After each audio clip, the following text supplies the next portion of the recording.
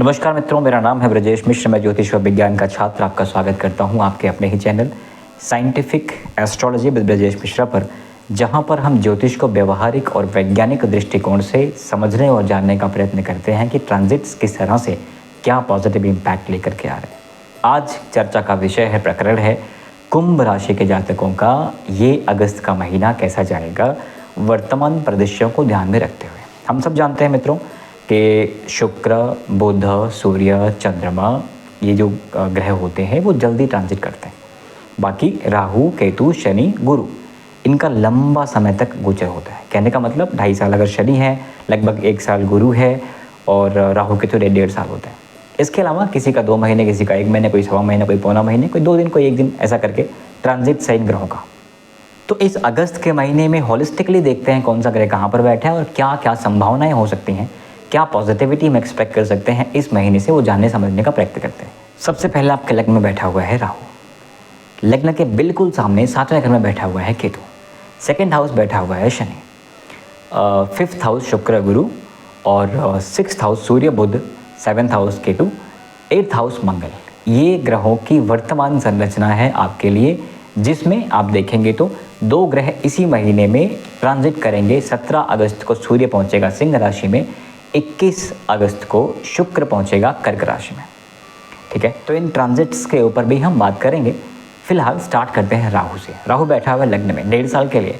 Rahu illusion, भय, पीड़ा, कष्ट, पेटों की समस्या, किडनी की समस्या करता है, लेकिन लग्न में बैठा हुआ राहु आपको महत्वाकांक्षी बनाता है। महत्वाकांक्षी बनाने के साथ साथ आपके बड़े गोल्स, बड़े ड्रीम्स अचीव करने में हेल्प भी करता है, सडन गेंस करता है, सडन लॉसेस भी करता है, कहीं भी पहुंचा के फिर छोड़ देगा, पहाड़ी पे चढ़ा के छोड़ देगा, वो राहु है। राहु बैठा है शनि की राशि में। यथा राहु तथा शनि, इसलिए ये ज़्यादा आवश्यक हो जाता है राहु के ऊपर चर्चा करना और ये मान लेना कि जो आपकी 7.5 का ये 3rd फेज चल रहा है, इस 3rd फेज में राहु शनि की राशि में यद्यपि गुरु के नक्षत्र में ज़रूर है, फिर भी शनि की राशि में बैठा, लग्न में बैठा हुआ 7.5 का कष्ट धीरे धीरे कम करता हुआ और बड़े गोल्स की तरफ अग्रसित करता हुआ आपके लिए कार्यरत हो सकता है। अगस्त के महीने में कुछ बहुत बड़े वंडर्स राहु को लेकर के नहीं हुए हैं, जैसा चल रहा था वैसा ही चल रहा है। नक्षत्र परिवर्तन भी राहु का अभी अगस्त में तो नहीं है। Same goes to Shani. Shani आपके 2nd हाउस, धन, वाणी, कुटुंब, डाइट पे शनि बैठे हुए हैं। वाणी में एक निरंकुशता, कर्कशता, नेगेटिव बातें करना या स्पष्ट वक्ता होना, ये शनि करा देता है। मैं हमेशा कहता रहता हूँ मित्रों कि सत्यम ब्रूयात लेकिन प्रियम ब्रूयात। झगड़ा करके कुछ हुआ नहीं है, अपनी खुद की एनर्जी ही जाती है। ठीक है, सो कुछ सत्य बोल करके झगड़ा हो रहा हो और आपको लग रहा है कि उसको अवॉइड किया जा सकता है तो कर दीजिए, है ना।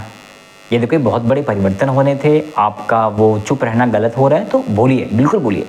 लेकिन अगर चुप रहना सही हो सकता है तो बिल्कुल चुप रहिए, अपने काम से काम रखिए। ये फेज़ निकल जाएंगे, पूरी पृथ्वी को बदलने का ठेका आपका है नहीं। और ये बात भी सच है कि चाह करके भी आप सब कुछ तो नहीं कर सकते, कुछ कर सकते हो, सब कुछ तो नहीं कर सकते, राइट। तो 2nd हाउस में बैठे हुए शनि, 1st हाउस बैठे हुए राहु हैं। इनकी दृष्टियाँ हम एक बार चर्चा कर लेते हैं। राहु देखेंगे आपके 5th हाउस को, जहाँ पर फिलहाल है शुक्र गुरु। शुक्र का ट्रांजिट है बट गुरु पे पड़ रहे हैं। 5th हाउस होता है संतान का, शिक्षा का, प्रेम का। प्रेम संबंधों में इल्यूजन, एक भय, एक भ्रम लगे रहना, अनसेटिस्फाइड रहना, ये प्रेम संबंधों में होने की संभावनाएं बढ़ जाती हैं। जो लोग प्रिपरेशन की तैयारी कर रहे हैं, ज़रूर देखिएगा कि कुंडली में राहु केतु कैसा है। मेरे कहने का अर्थ है कि ये सारे ट्रांजिट्स जैसे भी कंडीशन में यहाँ पर हैं, अगर अच्छे कंडीशन में कुंडली में भी हुए तो इनकी प्रबलता बढ़ जाएगी, और अगर यहाँ पॉजिटिव वहाँ नेगेटिव तो प्रबलता में कमी आएगी, ऐसा मान के चलिएगा। कुंडली वाले पोजीशंस भी ज़रूर देखिएगा। तो कुंडली में अगर राहु ठीक है, शनि की राशि बैठा हुआ या बुध की राशि बैठा हुआ, तो समस्या उसको नहीं होती है। तो अगर कुंडली में अच्छी कंडीशन में है, 5th हाउस को देख रहा है, कोई एग्ज़ाम दे रहे हैं, पास कराने की जिम्मेदारी राहु की हो जाती है। वो सडन गेंस लेकर के आता है अच्छी कंडीशन में अगर है तो, ठीक है। और इसी नवंबर में बेसिकली राहु का नक्षत्र परिवर्तन होगा, वो शनि के नक्षत्र में आ जाएगा और वहाँ आने के बाद इसकी क्षमता बढ़ जाएगी। अभी तो गुरु के नक्षत्र में, और एग्जामिनेशंस के लिए, पढ़ाई के लिए गुरु के नक्षत्र में होना भी शनि के लिए बुरा नहीं है। वो गुरु के नक्षत्र में होकर गुरु को देख रहा है, 5th हाउस को देख रहा है, राइट। तो ये एग्जामिनेशंस के लिए अगस्त का महीना कोई अगर तैयारी कर रहा है, उच्च शिक्षा की तैयारी कर रहा है, अच्छा समय है। 7th एस्पेक्ट पड़ रहा है शादी वाले घर पे। अभी हम चर्चा करते हैं केतु के साथ। 9th जो है वो पड़ेगा आपके भाग्य भाव पर। शुक्र की राशि पर भाग्य भाव पड़ेगा। वहाँ पे ट्रैवल्स आपके हो सकते हैं, काफ़ी हो सकते हैं। पिता के साथ जैसे भी ग्रहों की स्थितियाँ कुंडली में हैं उस हिसाब से कंपेयर कर लीजिएगा। अगर अच्छा रहा हुआ तो पिता के साथ संबंध अच्छे भी कर देगा, बुरा रहा हुआ तो खराब कर देगा। स्वास्थ्य की दिक्कतें आपको ला सकता है, पेट की दिक्कतें ला सकता है। शनि की 3 दृष्टियाँ, तीसरी, 7वीं, 10वीं। तीसरी कहाँ पड़ेगी? 1, 2, 3, 4th हाउस में, माता वाले भाव में।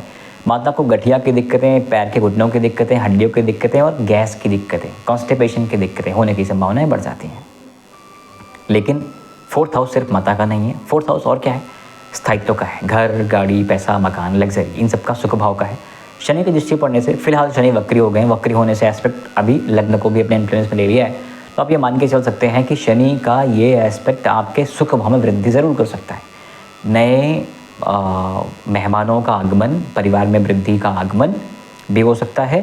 साथ में आप ये देखेंगे कि घर, गाड़ी, पैसा, मकान, स्थायित्व की तरफ, मतलब ज़मीन खरीदने की व्यवस्था बन सकती है, प्लॉट खरीदने की व्यवस्था बन सकती है। ऐसी संभावनाएं बनती दिख रही हैं। अगर आप उस क्षेत्र में अग्रसर हैं तो कोई ज़मीन के बारे में नहीं सोच रहा, उसके पास पैसे भी नहीं है तो ज़मीन खरीद लेगा, ऐसा नहीं है।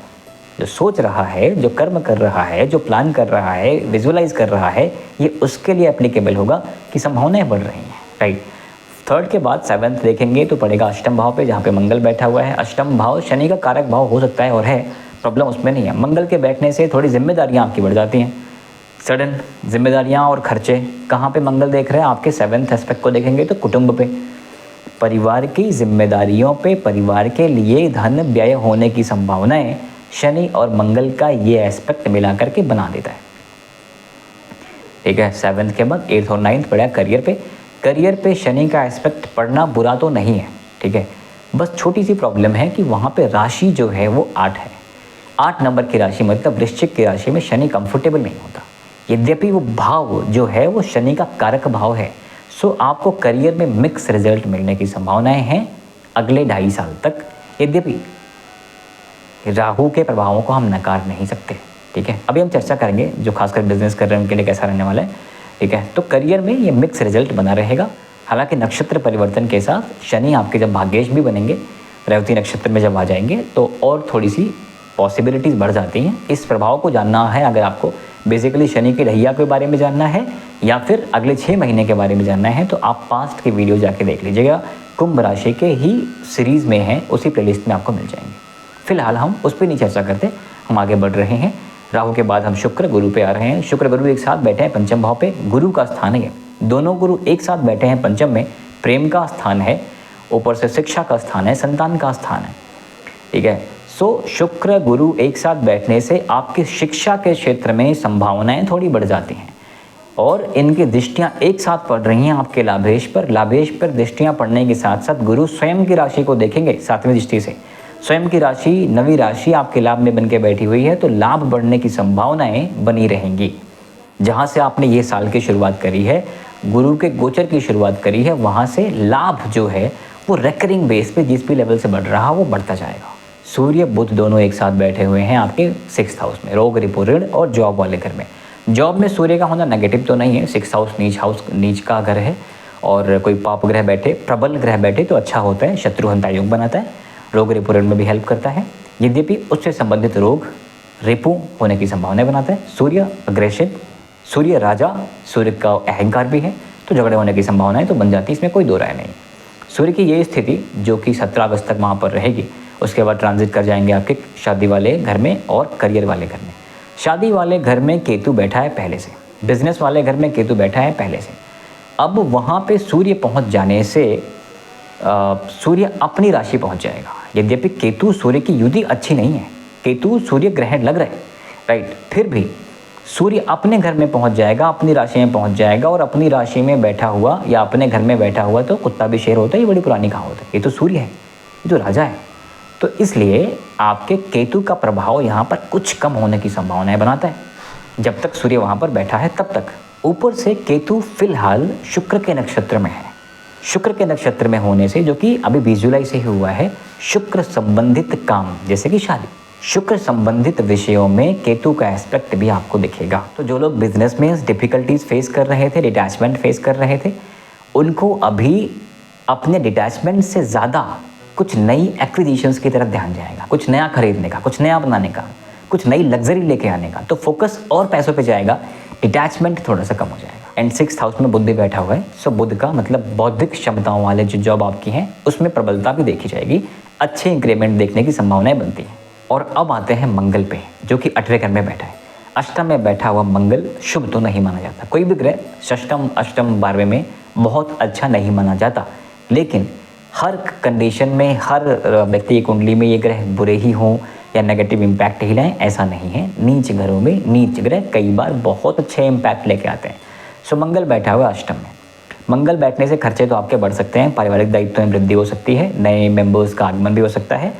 और 1 2 3 4 फोर्थ एस्पेक्ट पड़ेगा लाभेश्वर पे, जो कि गुरु की राशि है वहाँ पे।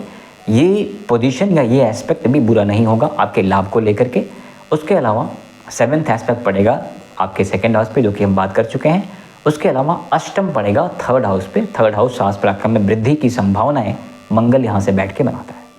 सो मोटा मोटा क्रक्स निकालते हैं कि कैसा जाने वाला है अगस्त। तो क्रक्स ये है कि स्वास्थ्य में समस्याओं का ज़रूर ध्यान दीजिएगा। लेथार्जिक स्टेट आ रही है, एनर्जी लो हो रही है, खान पान पे ध्यान ज़रूर दीजिए, डाइट पे ध्यान दीजिए, एनर्जी को रिजर्वनेट करिए, क्योंकि एनर्जी का यहाँ पे प्रॉब्लम हो सकता है, आलस आ सकता है, कुछ काम में डिटैचमेंट होने की संभावना है। अगर बिजनेस कर रहे हैं तो हो सकता है, लेकिन महत्वाकांक्षाएं बढ़ी रहेंगी, एम्बिशंस बने रहेंगे, बढ़े रहेंगे।